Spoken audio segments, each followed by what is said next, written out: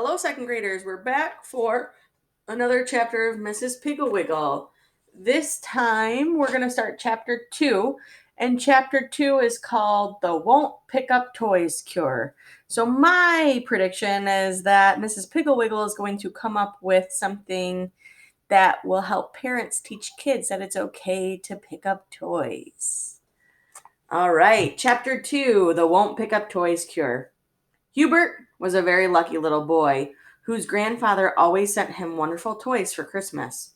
Hubert's mother said that his grandfather sent him these marvelous presents because Hubert was such a dear little boy. His father said that it was to make up for the awful name that they wished on him. Hubert was named after his grandfather. His full name was Hubert Egbert Prentice. Hubert liked the presents his grandfather sent him, but who wouldn't? He had an electric train with a track that went 4 times around his bedroom and into the closet and out again, and had 7 stations, and every signal there was 2 bridges and had a snow shed. He also had a little builder set so large that it could build a regular office building with a great big wagon full of stone blocks made into shapes so that he could build a big stone bridge for his electric train and stone buildings and even stone barracks for his 1,500 toy soldiers. Hubert also had a circus with every kind of wooden jointed animal and clown and tightrope walker and trapeze artist. He had a little typewriter and a real desk and a little radio with 2 automobiles. He had about 100 or more airplanes and little cars. He had a fire engine with real sirens and lights and hooks and ladders and many, many books that he had to have 2 bookcases in his room. Hubert liked all of his toys, and he was moderately generous about letting other children play with them, but he never put his things away. When his mother made his bed, she had to pick her way around and in, excuse me, and out and over the electric train track. She had to take the circus performers off the bureau and the bedposts. She had to pick up books that had been thrown face down on the floor, and she was continually gathering up little builder set. It used to take her about 3 hours to do Hubert's room and about 1 hour to do the rest of her housework. She would send Hubert up to put his toys away, but all he ever did was stuff them under the bed or into the closet. And in the morning, when his mother cleaned his room, there they were for her to pick up. Mrs. Prentice was getting a little bored with this. On a rainy Saturday, Hubert invited all of his little friends to play in his room. He had Dickie and Charlie and Billy and Tommy and Bobby. They got out every single toy that Hubert owned and played with them. And then, just before dinner, they all went home and left the mess. Hubert's mother didn't know a thing about it until the next morning when she went to make Hubert's bed. Then she just stood in the doorway and looked. The electric train went under the bed 5 times and under the bureau and under the chairs and around the desk and into the closet.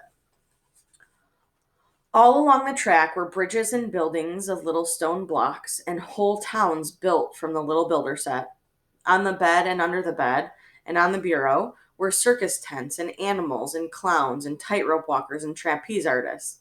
The floor was littered with books, and the little automobiles and planes and painting sets and chemical sets and wood burning sets and crayons and coloring books and little typewriter and printing set and teddy bears and balls and jacks and parcheesi games and jigsaw puzzles and soldiers and soldiers and soldiers.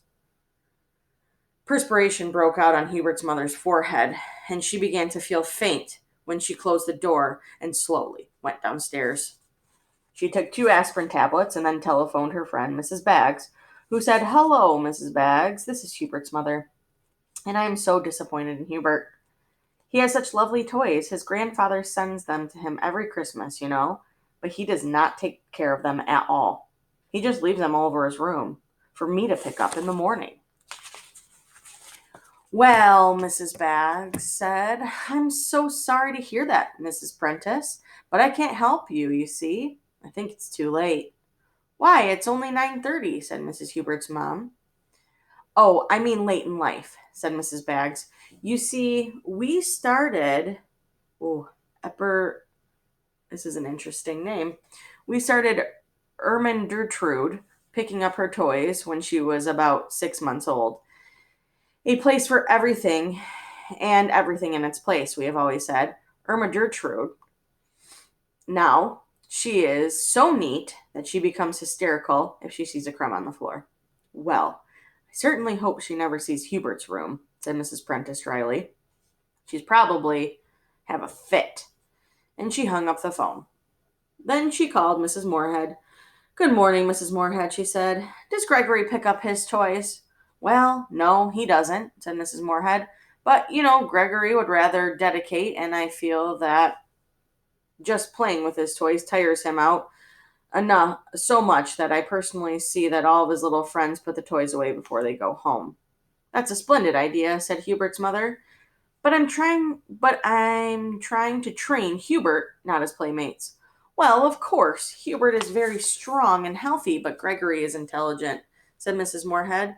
Is he? Said Mrs. Prentice crossly, because she resented this inference that her own son was all brawn and no brains.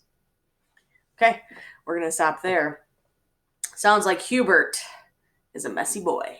Doesn't follow directions, and it sounds like his mother is having a hard time. So we'll see what happens next.